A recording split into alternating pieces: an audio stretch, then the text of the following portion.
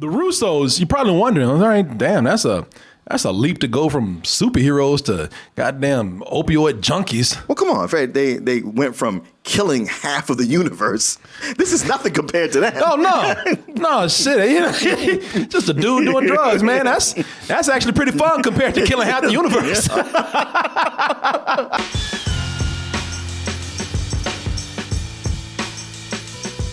Hey everyone, support our Patreon, which helps us to continue bringing you our live streams, videos, and podcasts while bringing you new content such as exclusive live streams and animated shorts. So, Tom Holland, man. Tom Holland has joined up with the directors of the Avengers movies and some other Marvel films, and they all got together to do something a little different. You know, usually when you hear the Russos with Tom Holland, he's dressed up as a Spider-Man and running around the city, you know, fighting crime and shit. Not here. The Russos, they got him and said, hey man, here, smoke this shit right here. Snort this, smoke this. Yeah, snort this. Now, pop, take this needle. There you go. Snort this, pop that, inject this. Yeah, how you feel? Oh, Tom, didn't know you like to get wet. Yeah. Hey, Spider-Man, you get butt naked. Sure. PCP.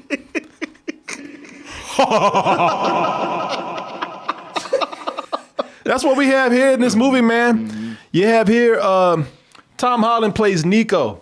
Sound like somebody does drugs. It does. Yeah, like Nico Brown. Wait, that's my nephew's name. That is? Yes. Shit, I bought drugs from him, man. Hey, man, tell your brother, man, that's some good shit. And Nico is like any good patriot out there, man. He says, you know what? I'm willing to die for my country. And if I don't die, well, I'm at least willing to get strung out for my country. You know, I want to get high as fuck for Uncle Sam. Don't blame me. Blame my country. Yeah, my country. Uncle Sam gave me that shit. And why is he doing this? Because Nico, played by Tom Holland, meets a girl named Emily, played by Ciara Bravo. You know, it looks like they got a good thing going, man. He meets her. She's a beautiful girl. Their parents are willing to buy them a house. I mean, pretty much living the American dream until she breaks his heart and he says, you know what? I'll show that bitch. I'll join the army. Yeah, man, you showed her. Yeah, she at home chilling while you dodging bullets and shit. Yeah, man, you got her, boy. Got her good. But that is probably the biggest mistake that Nico has made in his life. He goes there, sees a lot of really messed up things, comes back with the PTS to the D, and the only thing that can help is self-medicating. Mm-hmm. And usually if you ain't got a prescription by a doctor, you're doing it wrong. All right, depending on who you ask. Well, hell, even getting a prescription from a doctor, you can be doing it wrong. Exactly. They can add to it. Mm-hmm. Yeah, so this pretty much is a film. It's a big message film, man. It's about pretty much the opioid epidemic in America. Let's go ahead and take a look. This is from the Russo brothers. Now, the Russo brothers, as I said, they're doing something a little different right here. They're doing something of a drama, dark drama, and with a little bit of humor infused in there. They say, you know, this whole opioid thing, it's so dark, man. We don't want people walking away depressed. People about that. Yeah, we don't want people walking out here being mad, and you know, we don't want to make people do drugs when they leave here. So they kind of did it with a little lighthearted, humorous filmmaking, just little touches here and there. A lot of people saw the trailer and they said, this looks... The Russo brothers, man, just the way they do with the Marvel Universe, they made Opioid Edition look fun. Did they? Let's go ahead and take a look at the trailer for Cherry. Sometimes I feel like I've already seen everything that's gonna happen. And I'm not trying to make light of what this movie's about, but somebody's going to do it. I can tell you that right now. Because you really could take the last 40 minutes of this movie where Tom Holland is completely strung out, and you could edit this at the end of this movie right here. Spider-Man's name is Peter Parker. What the? And it could be where Peter Parker, when he's out of that Spider-Man, it turned him into a villain because it drove his ass crazy. I'll go you one better. The beginning of this movie when he's in high school with that wig he's got on, with his Spider-Man glasses. Oh, yeah. He looks like Tobey Maguire from the first Spider-Man movie. He sure does. But you know, you take it from here and it looks like It looks like Peter Parker. He's on the run. Yeah, right. That motherfucker. It looked like Peter Parker's on the run, and being Spider-Man just it got to be a little bit too much for him. Too much for him. Yeah. And that fool starts sucking dick for drugs. Yeah. He's like, I can't get anything else going. I got to rob banks. Heroin is the next thing. That fool's got to rob banks. He can't take the pressure anymore. He's fought so many heroes. He got PTSD. Yeah. He's walking up to Aunt May's house. I ain't going nowhere. Can you give me some money? Peter, I got no money. I don't have any money. Well, what doesn't you? What the fuck is this, son? What's this gold chain right here? Come on, that man, give me some money. You know I got superpowers. I'll snap your goddamn neck. Bitch, don't lie to me. Peter. Great power comes great responsibility. Blam! Yeah, Doctor Strange comes in. I should have done what Tony should have done a long time ago. Blam! That's all right, Doctor Strange. I got a dance just for you. My hands to thee. By the mystic arts. Bam! Oh!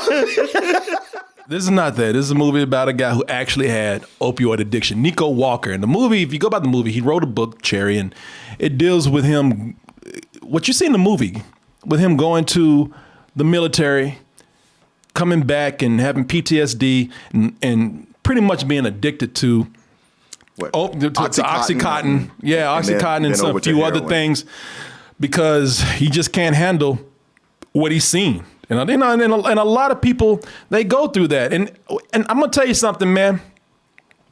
The Russos, you're probably wondering, all right, damn, that's a leap to go from superheroes to goddamn opioid junkies. Well, come on, Fred. They went from killing half of the universe. This is nothing compared to that. Oh, no, shit. Just a dude doing drugs, man. That's actually pretty fun compared to killing half the universe. Look, man, I'm gonna say something positive about this. The Russos, they must really mean it when they say this subject means a lot to them. Because as far as addiction goes in this movie, they got the message across pretty well. One of the things I can say about this film is that when it gets into the later half of the movie, it does drive home, looking at what these characters are going through, what addiction really is like, man. I mean, I'm talking about their filmmaking in that area because it really did make clear that these are not just addicts. These are junkies. Yes. Junkies and addicts. I mean, I'm not saying this is like a big difference, but in this fool.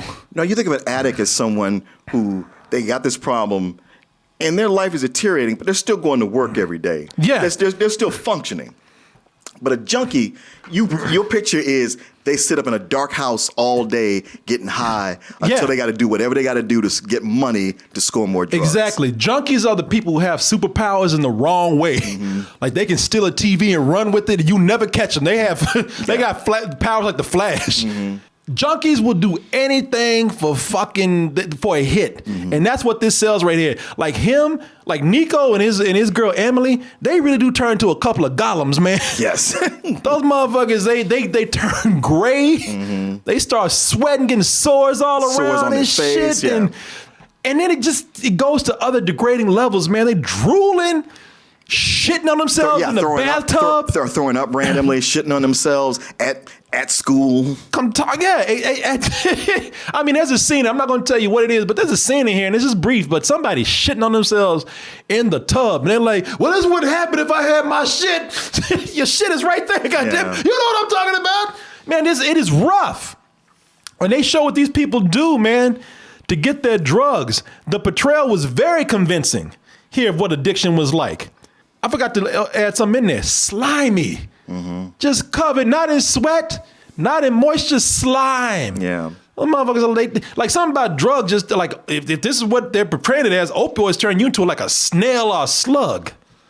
Yeah, it's a good cautionary tale, especially when you see, where they started. Now, it's not like they were the best human beings possible. No. But they're a couple of young, innocent kids who had all the potential in the world to do something with themselves. And yeah, that's not just what happens. Well, I saw how one person gets drawn into something. And let me just tell you this. They are so into their addiction. As I say, it drove it home, man. They're so into their addiction that when they get money, they say, let's celebrate by going to a fancy restaurant like Subway. Yeah. Like, well, shit, you got money. How come you don't go to something better? Shit, because we need to save money for these drugs, bitch. Yeah, exactly. That's why. Yeah, but you know what? I ain't gonna lie. They made Subway look like the best place possible. This might as well have been a Subway commercial. Because they were so excited about getting to choose what got on the sandwich. I was like, you know what? I've been too bougie. That is kind of like a cool thing that you get to do. As somebody who used to, when I lived where I used to live, they had a 24-hour Subway. So I ain't talking bullshit about Subway because I ate that shit every night. But I'm going to tell you, them goddamn ingredients did not look as fresh as they do right there. They never look that fresh. No, get the fuck out of here. You're right. Because those look super fresh. No. And I was like, all right, if I was at a Subway and they looked like that, I'd be like, ooh, yes. Extra purple onions. Yeah. And, ooh, a few more tomatoes. I can have spinach too? Oh my God. Oh yeah. No. When you go to Subway, especially the night I went, those motherfuckers, the vegetables didn't come with color grading like they did in this movie right here. I tell you, Tom Holland in this movie is so sad. Man, I always say, these days it's bad when you have to say at least. Because in his case, he was robbing banks. His addiction was so bad. He was such a junkie that he owed people money that were going to kill him because they wanted to kill him just because he couldn't do the job they gave him to do because he thought there was drugs in it. Yeah. I'm not going to say anything more, but he was willing to risk his life to get to those drugs. He owed so much money that that's why he has to rob banks. And it almost like, well, you know what? Damn. It's a bad thing you're robbing banks. That makes other people victims. But if you weren't robbing banks, you would be sucking dick right now. Oh, yeah. Yeah, I mean, that's just how it is. I'm like, wow, it's a good thing you found yourself a hobby. On the side right there.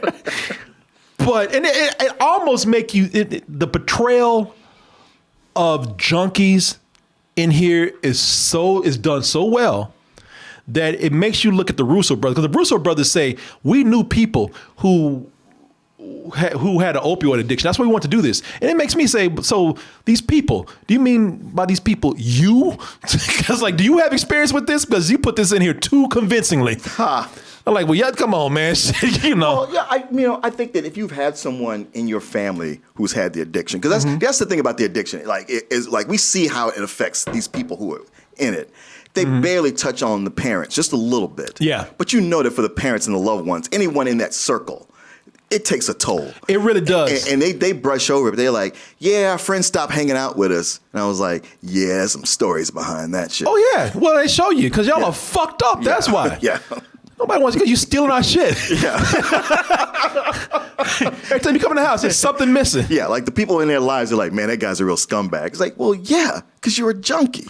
Yeah, people. So that's the big thing. This movie really does portray how, and it doesn't only portray how, what it's like to be addicted against being a junkie, but it goes to show you how they can pull you down.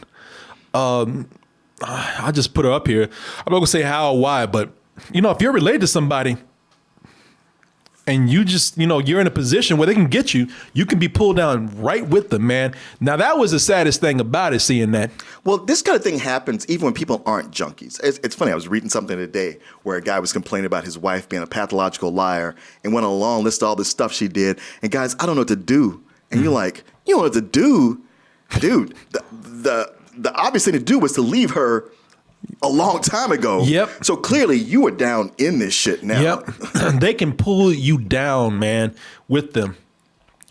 I will also say that this is a great showpiece for Tom Holland, because Tom Holland, despite his baby face, continues. Well, at least I'm speaking for myself. I don't know how Martin feels. I want to speak for Martin. But for myself, I think that this is a great piece for Tom Holland, a great showpiece, because it continues to show him, but despite his boyish looks, he's taking on edgier projects. And I'll tell you, man, and that's not an easy thing. The movie opened up with a kid on a bicycle. I thought that was him. You remember? I thought that shit. That's him on the bicycle right there. Well, I think that his baby face worked for him in this. Because the character is young. You meet him in high school, and he's always convincing as a high school student. Yep. I mean, shit, he's convincing as a middle school student sometimes. and he's 23 years old. He's in his 20s. But his baby face and what he goes through, it works towards that innocence lost. That whole like, sure, he wasn't the best student, whatever. Yeah. But he had a chance to be anything he wanted to be. And we watch him descend into this. Now, regardless of what you think about the movie, I will give the actors, they're under directors who know how to work with actors. And Tom Holland is great in this, man. Tom Holland is a guy that I'm into. I'm a fan. I really am a fan of his. I'm looking forward to what he does next. I really became a fan when he was in The Devil All the Time. That's the name of that movie.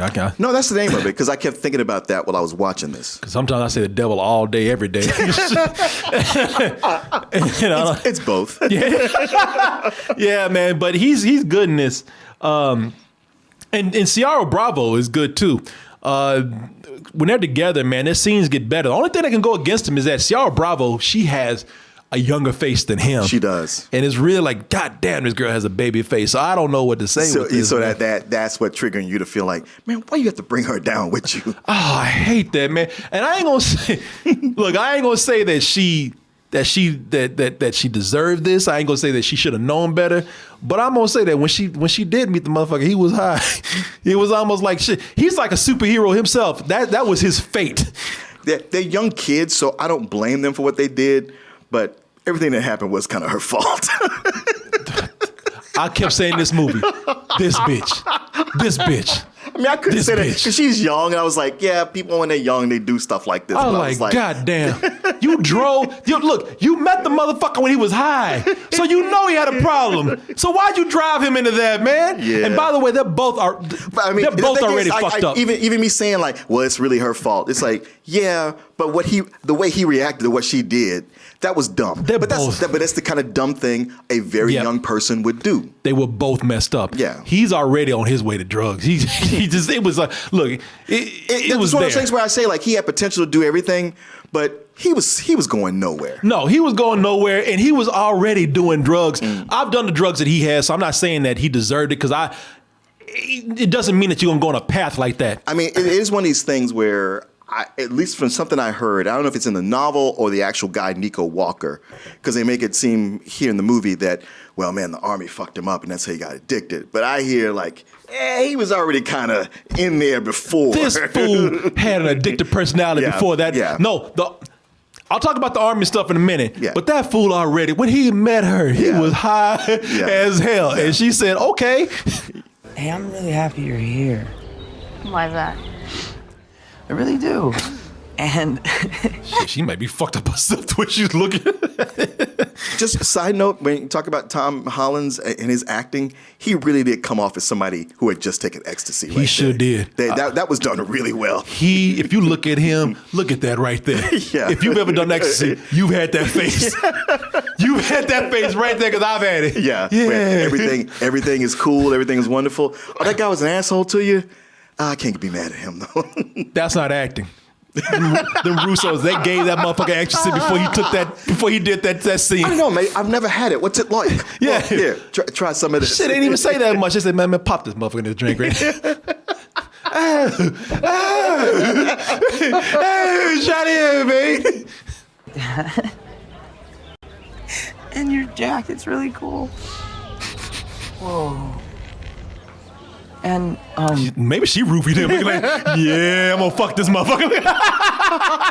I'm gonna get him. I hope his dick stays hard.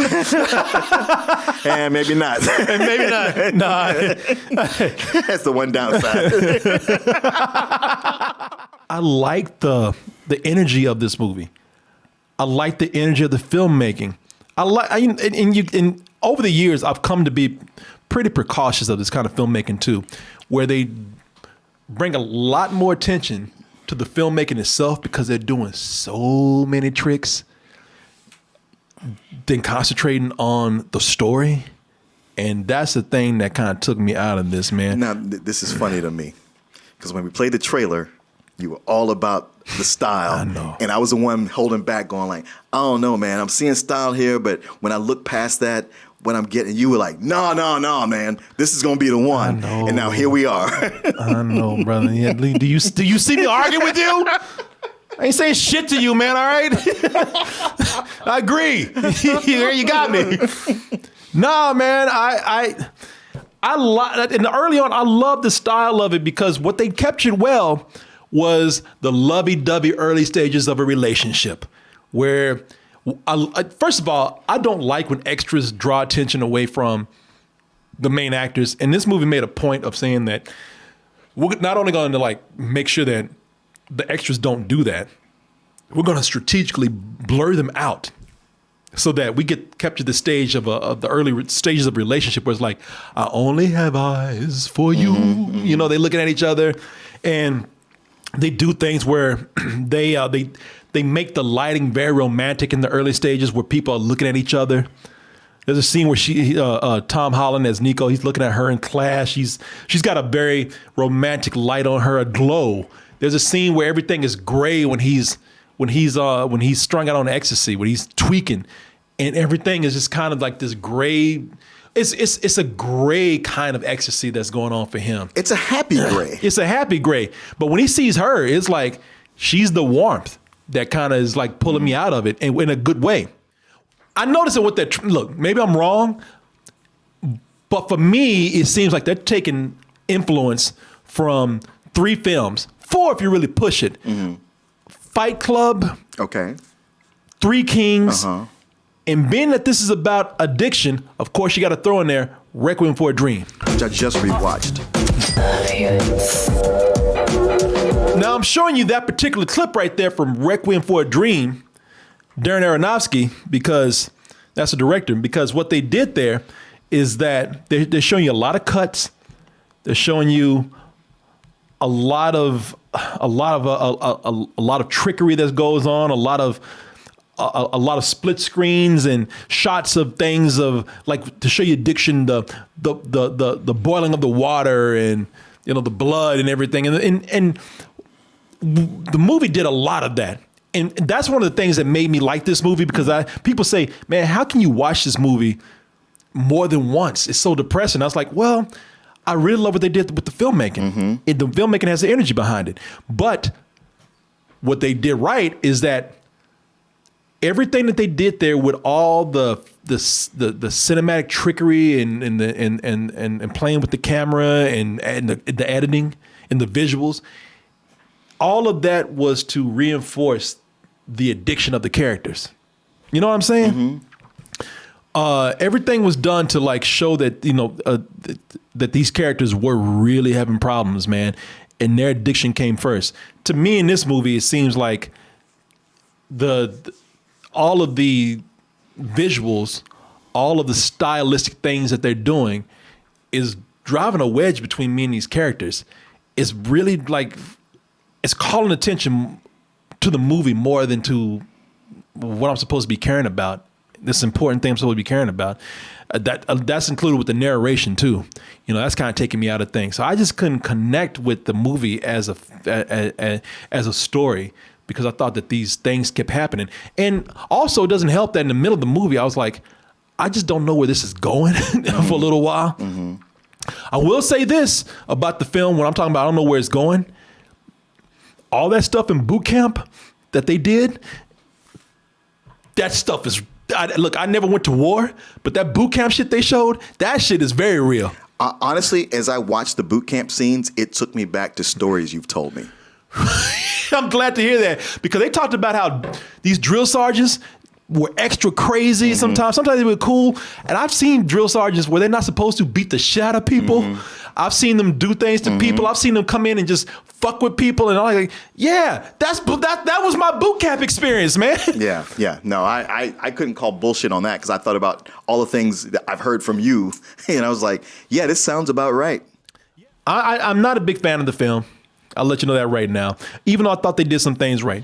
Opioid addiction, that's cool. They portrayed that right. And the whole thing with the military, I think they got that right. To the point where this movie is talking about things with the military that a lot of people don't want to say because it seems unpatriotic. It's not cool to talk about how the military fucks people up, man. You're fighting wars for politicians. If you're fighting for freedom and it's really legit, okay, cool. But a lot of this is bullshit, man. Yeah. And you're going over there fighting for people in a 3-piece suit. He ain't gonna go there at all. And you come back with your mind is fucked up if you're lucky. Because some people come back with limbs lost. Or life lost. Life lost. And it's messed up, man. And they kind of address that. In the movie, they straight up say, don't join the fucking army, man. And I appreciate that. But as far as the rest of the film, man, all these important messages are lost because it's style. I guess I'll go to the old saying, style over substance, man. And I feel like their heart was in the right place. I see where it's coming through, and I appreciate that. But it just interrupted this really serious message that they were doing, and it got in the way of me connecting with the film. Well, I get the impression, besides their own personal experience with addiction, they were like so many people who read the book and it really touched them, and they wanted to make this movie. And while I could see from the trailer, okay, there's a lot of style, probably way too much style for some characters I'm not going to care about because I'm not feeling sympathetic towards them. Watching the movie, I did have that sympathy, and I really dug the style, and I was entertained by the movie. I will say that it felt like they were so into the style, yet the story itself was not all that important. Even the author himself, Nico Walker, has been kind of like throwing shade at the movie. Really? Yeah, because they were like, "Man, you had PTSD. You were a junkie. You robbed banks. You went to prison. You wrote this book from prison and it became a bestseller. And now they made a movie of it. What do you think?" And he's like, "It's an artistic interpretation."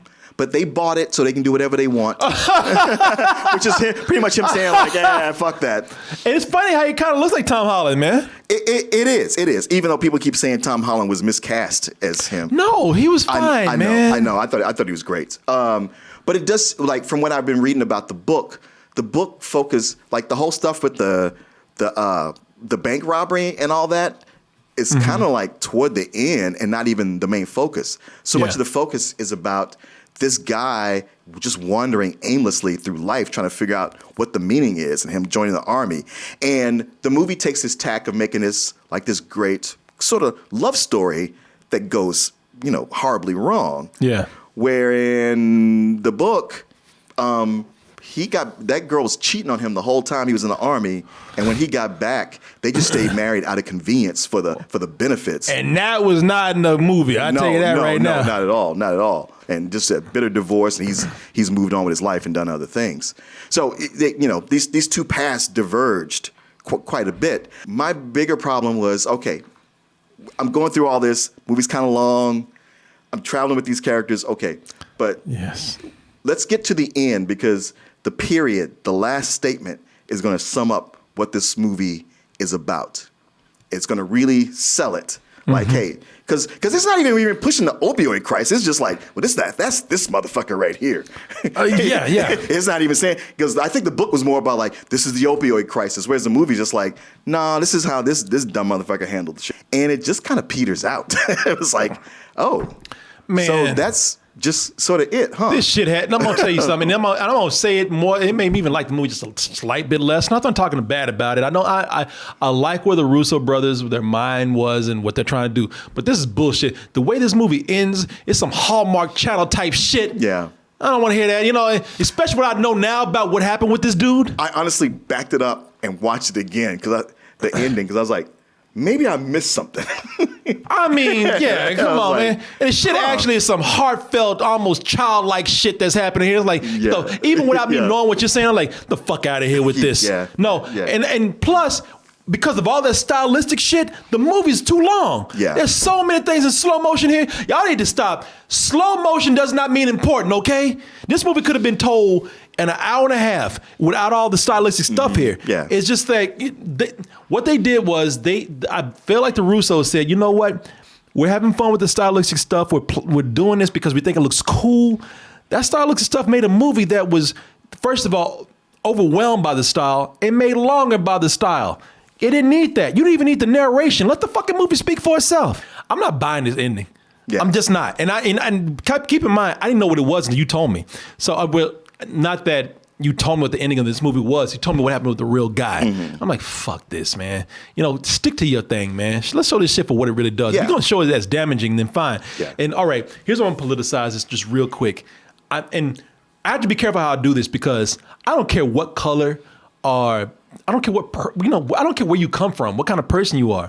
You know, being a junkie and having addiction and I'm going to tell you something, as somebody who has as somebody who has some of an addiction myself that I've had to fight, I recognize this shit. But it's nowhere near as what these people are going through as junkies, man. So don't even let me, I'm not trying to victimize myself at all. Sure. I'm just saying there's something sympathetic there. So I don't look at anybody with any kind of color, race, creed, religion, whatever. You know, no one should ever have to suffer through this shit. But man, fuck all this bullshit that Hollywood's trying to do right now. You know, for years, there was an opioid crisis with people of color and poor people, and they always portrayed it as, you know what, as you say, you know what, fuck these junkies, man. They should know better. These people, if only these people should be trying to do better for their kids, for their families, and also the whole thing was centered on, and let's get rid of the drug dealers. Let's talk about the war on drugs, all that bullshit, and now. That is white people. It's like, oh my God, there's a crisis. Yeah. Fuck you. Yeah. Fuck. I'm already kind of put off from seeing this shit. To put a positive spin on here and end this on a good note, I would say Joe Russo. That guy's a good actor, man. Yeah, he is. He really is. He came in. You know, you saw Joe Russo when he did like a cameo in Avengers Endgame, and that was Endgame, right? Yeah. When he came in and. It was funny because he was such a good actor in that I didn't know him as Joe Russo. I said, who's that character actor, man? I didn't even know what to talk about. And then things got quiet. Joe Russo is a good actor. He did a cameo in here, and I was like, wow, that's. I would have liked to have seen more of that character. Sure. Man, listen, I'm like you. I don't hate the movie. I don't. It's just something that I'm just not. For as important as his message is, because I think there's two important things here. As I said, the movie really does show you. I haven't seen a movie in a long time where they showed you how just terrible addiction is. It's true. I seek them out, and because a lot of times this is my youngest daughter. She's like, hey, let's watch a movie. And I was like, yeah. So we watched Trainspotting. We watched Requiem for a Dream. Wow, that's another one they're trying to do, Trainspotting. Definitely. I'm surprised I forgot about that. And when I think about movies that really show that downside of, especially heroin addiction, I can't think of anything else. So this would be, the third one. I think a lot of this is also disrupted by awkward placed humor. There's movies who know how to do this. Trainspotting is one. Three Kings is one. Even Requiem for it, and especially Fight Club. There's a lot of movies that know how to put a humorous spin on dark material, and I don't think this does it that well. I think it does at times, but not consistently. No, not consistently, because I was just about to say there are some fucking hilarious bank robberies in this, man. Well, shit, man. I mean, it's got Jack Rayner in it, and as much as like, man, this is he's like the new. What was that kid who had the face that you want to punch all the time? Paul Dano. And Jack Rayner is that new guy where he's like, wow, whenever he's in a movie, I just want bad shit to happen to him. And yet he does make me laugh. Jack Rayner is, I actually like Jack Rayner. I can't even figure out where he's from. At one time I thought he was Irish, and then I heard he was American. I don't know what the fuck he is.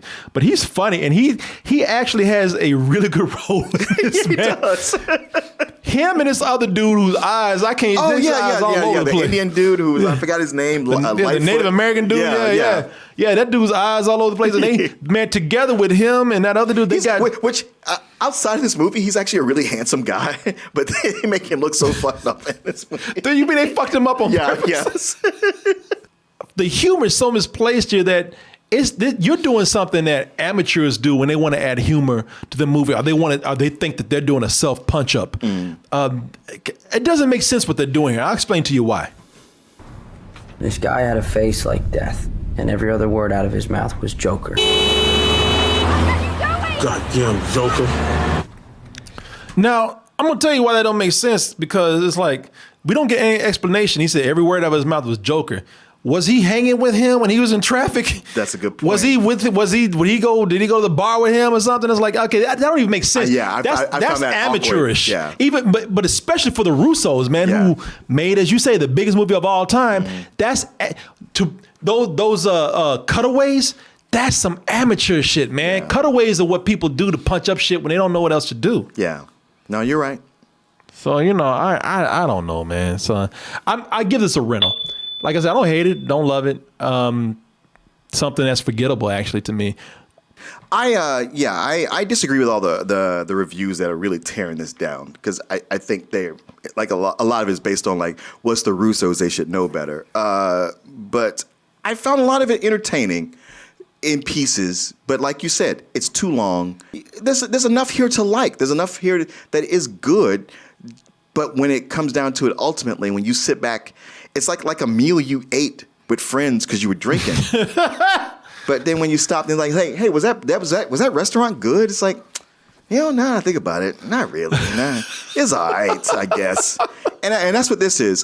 Being on Apple TV, that is a good place for it. Because I thought, what if I saw it in a theater? If I saw it in a theater, I wouldn't be pissed off, but I wouldn't go around telling people about it. But Apple TV is a good place for it. I mean, I think if you have an interest, it is worth watching, but it won't fulfill you like you feel like it should. Oh, I give it a high rental. So yeah, there you go, folks.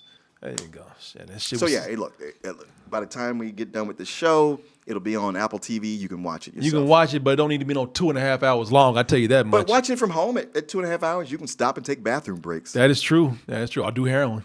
Which you might want. Shit, I need a fix right now. Oh, this movie reminded me.